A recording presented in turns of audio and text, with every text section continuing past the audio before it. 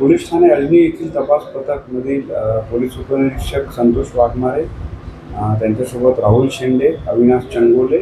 अतुल टिकले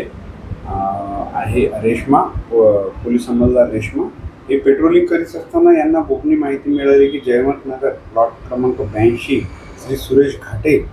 यांच्या घरी एक इसम हा अवैधरित्या जे प्रतिबंधित गुटखा आणि सुगंधित तंबाखू आहे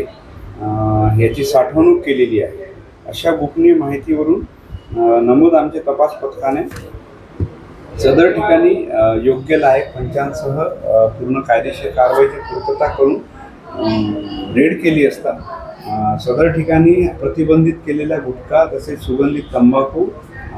हा मोठ्या प्रमाणात मिळाला. तर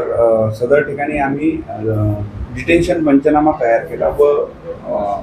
अन्न व औषध विभागाचे अधिकारी यांना याबाबत माहिती दिली असता ते सुद्धा तात्काळ रात्रीच आले आणि त्या अनुषंगाने जयकुमार घनश्याम गुरवानी यांच्या विरुद्ध पोलीस ठाणे अजनी येथे अपक्रमांक 209/26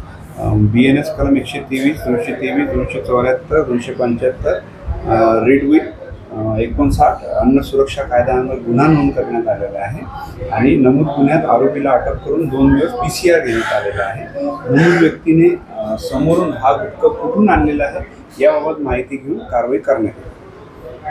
सदर गुन्ह्यामध्ये पोलीस उपनिरीक्षक संतोष वाघमारे, त्यानंतर त्यांच्यासोबत ही गोपनीय माहिती काढणारे पोलीस अंमलदार अतुल टिकले, राहुल शेंडे, अविनाश चंगोले आणि त्यानंतर पोलीस अंमलदार सविता वर्मा व तसेच पोलीस अंमलदार